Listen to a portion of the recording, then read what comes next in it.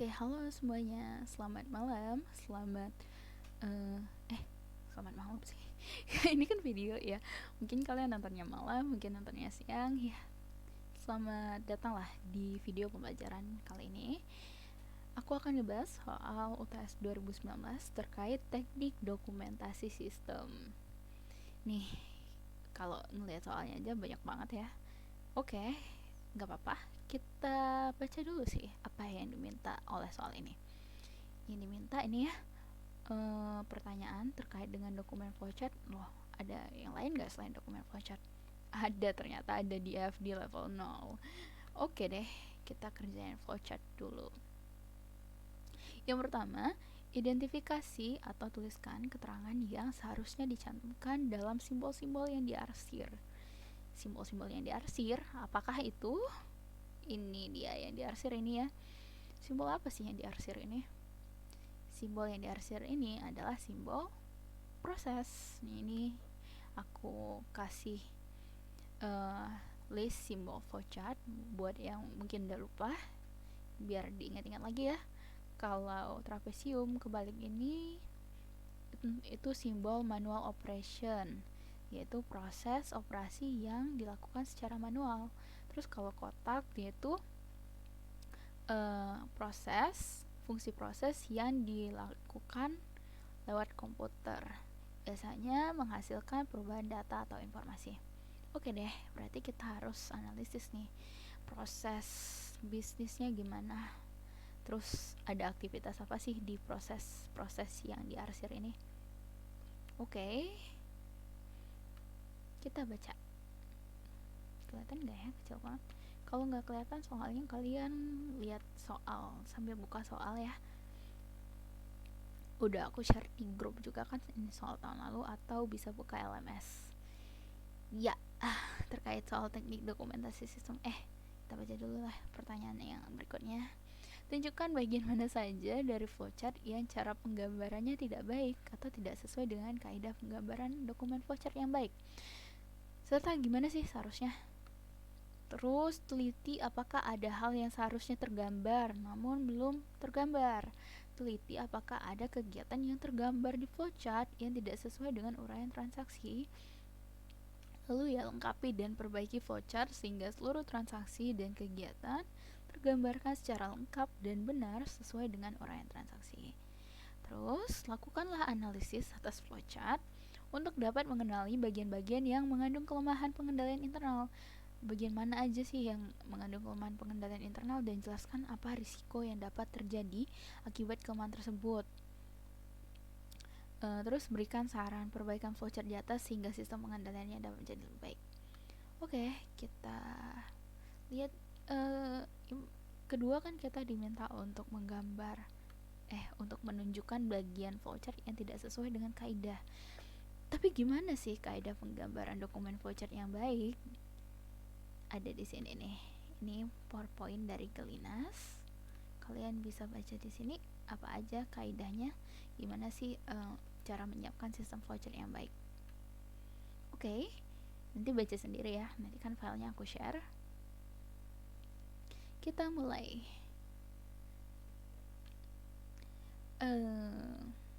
Baca soal. Berikut terlampir dokumentasi flowchart dan di level 0 perusahaan PT Nusantara Bersatu atas proses bisnis transaksi penjualan kredit, namun masih belum lengkap. Narasi prosesnya itu sebagai berikut. Ini berarti transaksi penjualan kredit ya. Oke deh. Terus penerimaan order dari pelanggan, ini berarti transaksi yang pertama. Transaksi penjualan secara kredit diawali dengan diterimanya dokumen pesanan pembelian dari pelanggan. Oke, kita baca soalnya sambil ngeliat flowchart ini ya. Aku agak mundurin biar kelihatan. Dokumen PP dari pelanggan berarti yang mana nih pennya. Oh ini. Oke, ini ya dokumen PP dari pelanggan. Terus petugas administrasi bertugas memeriksa setiap PP yang diterima untuk memastikan bahwa perusahaan memiliki persediaan yang cukup untuk melayani pesanan tersebut. Nah, tadi ini kolom pelanggan, dari pelanggan PP ini dikirim oleh pelanggan ke staf administrasi, lalu staf administrasi harus mengecek, memeriksa setiap PP yang diterima.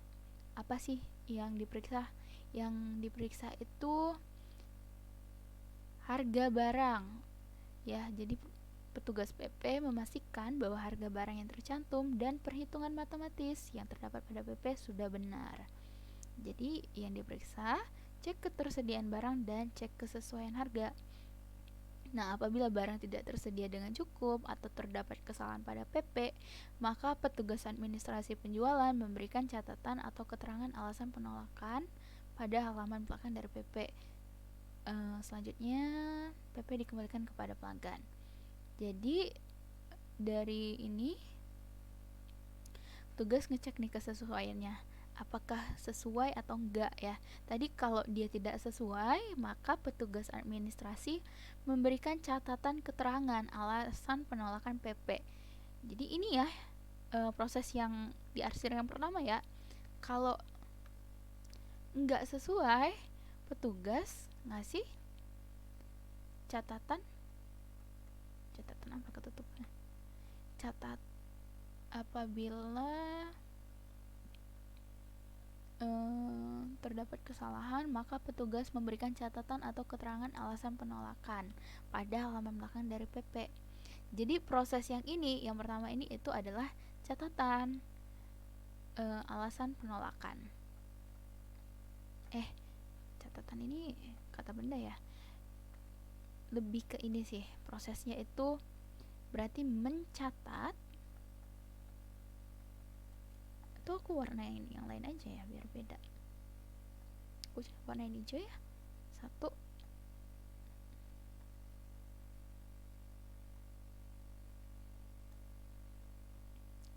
Mencatat alasan penolakan. Terus dari tadi kalau ditolak, maka petugas administrasi memberikan catatan penolakan. Selanjutnya PP dikembalikan kepada pelanggan. Nah, hasilnya PP terus dikembalikan ke pelanggan. Nah, ada yang salah nggak di sini? Kalian ngelihat yang ganjil nggak di sini? Ini ya, ini tuh kan konektor antara dalam halaman yang sama ya. Dan ya tuh fungsi konektor sendiri adalah supaya nggak perlu bikin garis-garis gini lagi, supaya diagram itu nggak ambigu.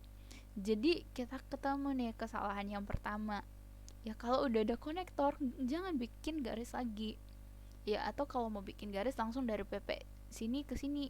Tapi itu kan alasan adanya konektor ini supaya ya garis ini nggak perlu ada gitu. Jadi aku warnain biru. Ini kesalahannya pertama, nggak perlu ada konektor, nggak perlu ada panah, tanda panah kalau kita pakai konektor ini, konektor A ini. Oke. Dapat kesalahan pertama dan arsiran yang pertama. Lalu apabila barang tersedia dengan cukup dan PP tidak mengandung kesalahan, berarti udah sesuai. Gimana sih kalau udah sesuai? Berarti petugas administrasi penjualan menyerahkan PP ke kepala bagian kredit untuk mendapat persetujuan.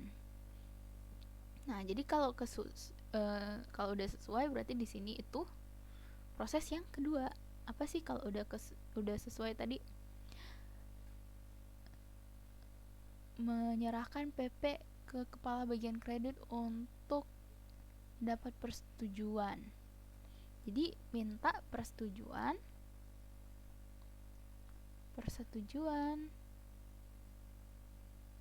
kabak kredit ya, kepala bagian kredit. Gini aja aku bikin. Oke. Terus PP yang ini diserahkan ke kepala bagian kredit. Nah, kalian ketemu nggak yang keanehan yang kedua? Ini ya sama, konektornya dikasih panah lagi.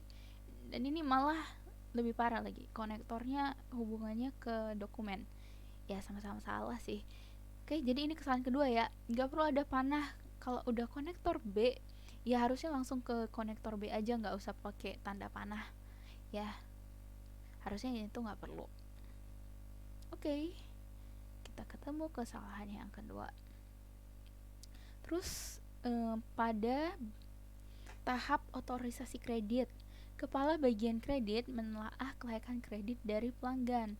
Adapun data yang digunakan untuk penelaahan adalah database pelanggan.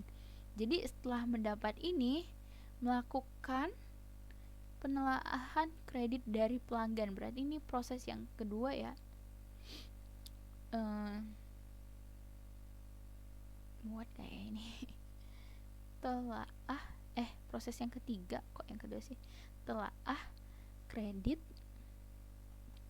pelanggan. Terus dia pakai database nih. Data yang digunakan untuk penelaahan adalah database pelanggan. Nah ini kalau dia ada nge-update database, berarti proses ini bukan proses manual dong. Coba kita lihat tadi ini simbolnya. Ini kalau dia computer processing ini biasanya menghasilkan perubahan pada data atau informasi. Ya dalam hal ini perubahan dalam database pelanggan. Jadi kita ketemu nih kesalahan yang ketiga. Ya ini kesalahan ya. Harusnya simbolnya itu persegi, menandakan ini. Ini mah jajar kencang. Oke. Aku coba bikin supaya persegi. Pokoknya kalau nggak lurus, ini tetap persegi maksudnya ya. Jadi di proses ini menelaah kredit pelanggan dan data yang digunakan untuk penelaahan adalah database pelanggan. Loh ini kok nggak ada database-nya, berarti kita tambahin dong database-nya. Di mana nih kita tambahin? Aduh, sempit bener.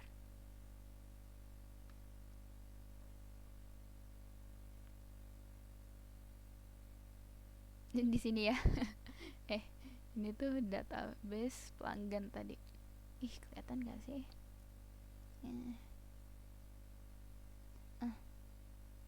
Aduh. Ya. Di sini. Oke. Ini dihapus saja yang tanda salah nih.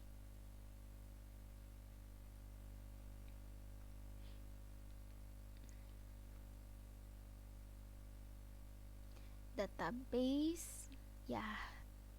pelanggan. Oke. Kurang lebih begitu. Oke, terus yang dia kita lihat selanjutnya tuh ada apa. Jika kepala bagian kredit menilai bahwa pelanggan tidak memenuhi kriteria untuk melakukan transaksi kredit, maka membubuhkan tanda penolakan pada bagian belakang lembar. Kalau tidak sesuai, kalau tidak sesuai, membubuhkan tanda penolakan. Kalau sesuai, kalau memenuhi kriteria, maka diberi tanda persetujuan. Berarti di sini ada proses buat keputusan ya. Apa sih yang di keputusan ini? Sesuai kriteria atau enggak? Berarti ya sesuai kriteria. Pertanyaannya gitu. Terus kalau tidak, tadi kepala kredit membubuhkan tanda penolakan pada bagian belakang. Membubuhkan tuh ini ya, menulis sama aja. Berarti yang kelima ini menulis tanda penolakan. Terus pada bagian belakang lembar PP. Terus sebaliknya, jika kepala bagian kredit menilai bahwa pelanggan memenuhi kriteria untuk melakukan transaksi kredit, maka bagian belakang lembar PP diberi tanda persetujuan. Nah, berarti kalau iya, kalau setuju ya, ini kalau ya berarti memberi tanda persetujuan. Memberi tanda persetujuan ya di bagian belakang.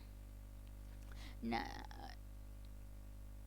dari ini bisa kelihatan nih ada kesalahan juga di mana di bagian pengiriman dokumen dari PP ke pelanggan. Nah, sebenarnya ya di sini kan pelanggan udah ada ya kolom pelanggan. Nggak perlu bikin ini sih, nggak perlu bikin tanda orang ketiga gini sih. Langsung aja ke dokumen kayak kayak ngirim ini, langsung bikin konektornya aja.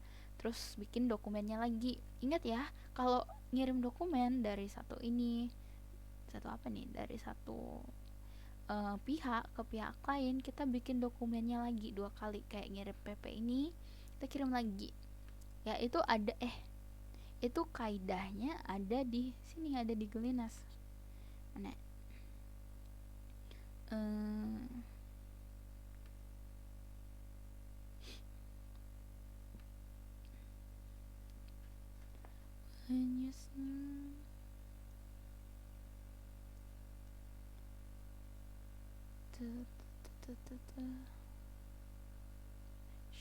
Nah ini ketika melewati garis organisasi. Nah ini maksudnya garis organisasional itu dari satu kolom ke kolom lain. Tunjukkan dokumen pada kedua sisi ya, kecuali koneksi itu singkat dan tujuannya nggak ambigu. Jadi ketika dari satu kolom ke kolom lain, dari satu pihak ke pihak lain, kita tunjukin dokumen ke kedua sisi. Kayak pada saat ngirim PP ini kan ditunjukin dua-dua. Nah ini juga sama, dan aku rasa nggak perlu sih yang tanda orang pihak eksternal ini ya, terminal, yang untuk menunjukkan pihak eksternal kan, karena udah ada kolomnya sendiri. Jadi ini tuh baiknya gini aja, PP bisa langsung, tapi kalau ini kan kayak udah padat banget, bisa tambahin konektor. Konektornya apa ya, ini udah GN X aja lah ya. Ya ini X misalnya ya, terus di sini X, dan kita gambar lagi dokumennya, dokumen PP. Oke, itu kesalahan selanjutnya yang ditemukan.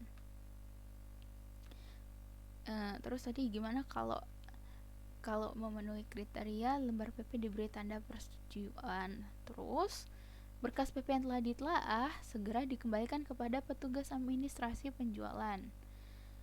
Petugas administrasi penjualan mengirimkan PP yang ditolak tersebut kepada pelanggan. Wait. Berarti ini tuh harusnya ke petugas administrasi penjualan dulu, nggak langsung ke pelanggan.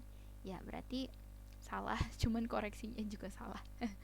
Oke deh, gini ya, berarti itu kan dia itu mau ditolak mau enggak dikirim ke administrasi penjualan dulu. Berarti ya aku bikin konektornya X, terus aku bikin di sini ya X lagi PP, terus dari staf administrasi penjualan aku hapus dulu yang tadi kita koreksi ya. Oke. Kita koreksi tadi, dari staf administrasi penjual mengirimkan PP yang ditolak tersebut kepada pelanggan. Berarti udah dari administrasi penjualan baru PP ini dikirim ke pelanggan. Misalnya nama konektornya Z. Nah, baru di Z ini kirim PP-nya. Oke. Jadi ini tetap salah konektornya.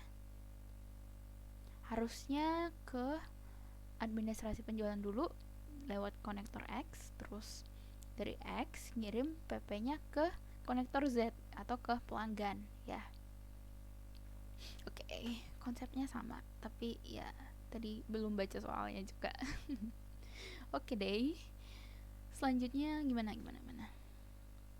Jika PP disetujui, maka petugas administrasi penjualan menindaklanjuti dengan membuat delivery order melalui program aplikasi penjualan. Nah, tadi kalau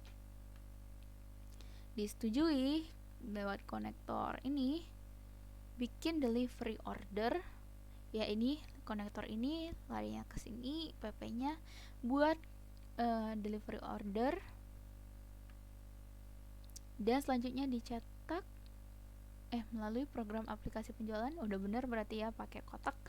Terus data DO ini disimpan dalam database DO ada database-nya ya. Ini ya database delivery order. Ya Allah, jelek banget ininya cetakannya. Nggak kelihatan. Terus petugas administrasi merekam kuantitas barang yang telah tercantum pada DO tersebut ke dalam database persediaan sebagai pengeluaran barang, sisi kredit kartu persediaan. Oke. Terus print out dokumen DO didistribusikan kepada pihak sebagai berikut. Print outnya ada berapa tadi? Ada 5 ya. Ada 5 rangkap. Jadi print outnya 1 kepada pelanggan. Nah, ini ya kepada pelanggan. Nah, balik lagi tadi, kalau kayak gini ya harusnya langsung ini aja, jangan, gak usah pakai terminal orang ketiga, terminal pihak eksternal, langsung dokumen aja, nggak apa-apa, DO ya. Terus lembar 2 dan 3 kepada bagian pengiriman. Lembar 2 dan 3 ini ya ke konektor ini, ke bagian pengiriman. Konektor apa sih ini? F ya, F ke bagian pengiriman. Oke, udah bener konektornya. Terus lembar keempat ke bagian gudang. Ini lembar keempat ke bagian gudang, konektor E. Dan lembar kelima diarsipkan menurut nomor DO bersama PP terkait. Ya, berarti lembar 5 sama PP yang tadi diarsipin ke arsip berdasarkan nomor. Nah, simbol arsip gimana sih? Ini ya, simbol arsip itu segitiga kebalik. Terus ini kok segitiga? Berarti salah ya simbolnya? Apa? Harusnya segitiga kebalik sih. Bikin segitiga kebalik aja. Ya oke lah.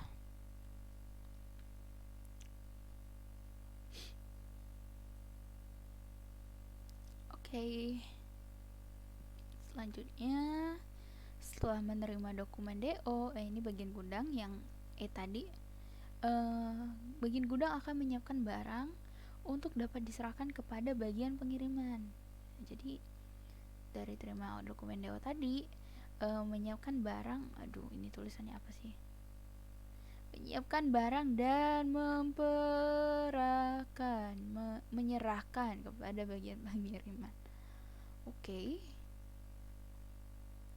Terus setelah barang diserahkan kepada bagian pengiriman, selanjutnya bagian gudang akan merekam transaksi tersebut ke dalam database delivery order dengan memutarkan status DO menjadi PPFD.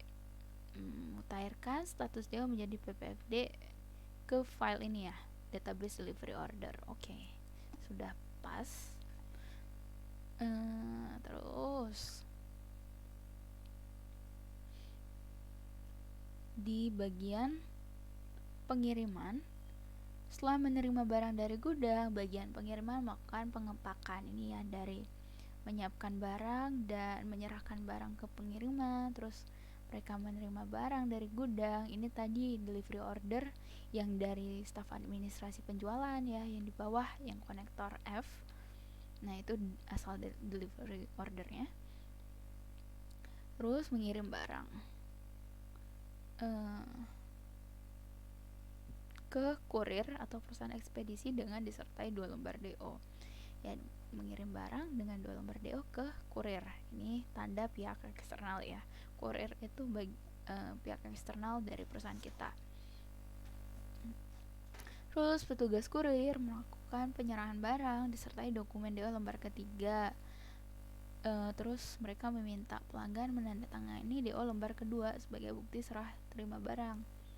DO lembar ketiga yang tadi diserahkan kembali ke bagian pengiriman barang sebagai pertanggungjawaban atas pelaksanaan tugas pengiriman barang oleh kurir atau perusahaan ekspedisi. Nah, ini tadi kegiatan kurir itu dilakukan di luar proses bisnis perusahaan kita ya, itu kegiatan pihak eksternal. Jadi yang perlu kita catat ini nih, ketika kurir menyerahkan kembali lembar DO yang ketiga. Jadi DO yang ketiga dari kurir nih ya, dari kurir menggunakan lembar DO ketiga. Terus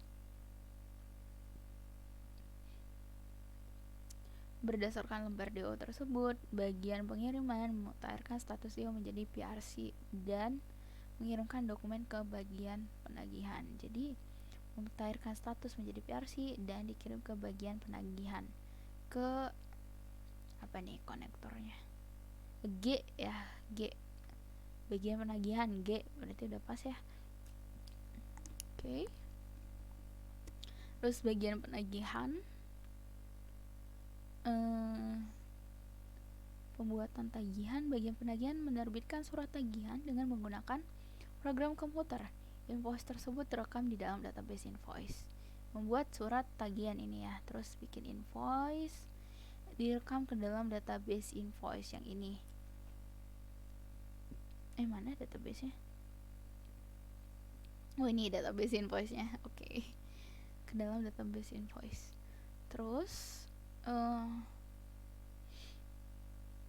invoice dicetak 3 rangkap dengan distribusi berkas sebagai berikut. Yang pertama, dikirim ke pelanggan. Berarti ini N ya, bener nggak ada N di sini? Mana yang dikirim pelanggan? Oh, ini ya pelanggan. Nah, ini juga ya, sebenarnya biasa sih nambah pihak eksternal pakai simbol terminal gini, tapi ini kan udah ada kolom pelanggan ya. Kenapa nggak bikin konektor aja gitu? Konektor apa lagi yang belum? Konektor Y ya, konektor Y ke pelanggan, kan udah ada kolomnya, dipakai dong. Konektor Y terima invoice, berarti kita bikin gambar invoice-nya lagi. Oke.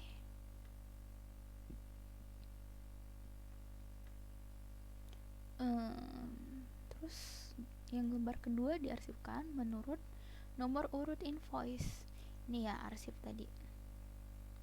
Aku nggak tahu sih apakah segitiganya kalau kayak gini boleh, tapi menurut teori yang kita pelajari kan segitiganya kebalik ini ya. Ya udah, berarti gini aja. Terus dikirimkan ke bagian akuntansi bersama arsip DO lembar ketiga terkait. Lembar ketiga yang mana? Yang N dikirim ke bagian akuntansi. Oke, udah pas. Membuat surat tagihan ini. Dengan menggunakan program komputer terekam. Oke dah. Selanjutnya ke bagian akuntansi. Terakhir nih, bagian akuntansi membukukan transaksi penjualan berdasarkan invoice yang dilampiri DO lembar 3. Ada invoice tadi dari bagian penagihan, terus ada DO lembar ketiga tadi dari siapa tadi DO nya? DO dari bagian penagihan juga ya, invoice dan DO dari bagian penagihan. Terus bagian akuntansi ngapain tadi? Membuat pembukuan dengan menggunakan program komputer. Hasil pembukuannya berupa jurnal. Jadi membuat jurnal penjualan dan memutakhirkan status invoice menjadi RA menggunakan program komputer ya dia tadi. Dan memutakhirkan status invoice dalam database menjadi RAA, recorded by accounting, dalam database yang ini ya, invoice dan jurnal. Oke. Terus invoice lembar ketiga dan DO lembar ketiga diarsipkan di bagian akuntansi berdasarkan nomor jurnal. Ya, invoice tadi yang diterima tadi diarsipin berdasarkan nomor. Bisa gini juga. Oke deh. Itu untuk deh ya, gak ada lagi ya kesalahannya. Kayaknya so far itu dulu sih kesalahannya. Terus gimana tadi udah yang identifikasi yang diarsir, terus bagian flowchart yang tidak sesuai dengan kaidah penggambaran, terus teliti apakah ada yang seharusnya tergambar di flowchart namun ternyata belum tergambar. Nah itu tadi ya, ada database pelanggannya, terus analisis bagian yang mengandung kelemahan pengendalian internal. Oke,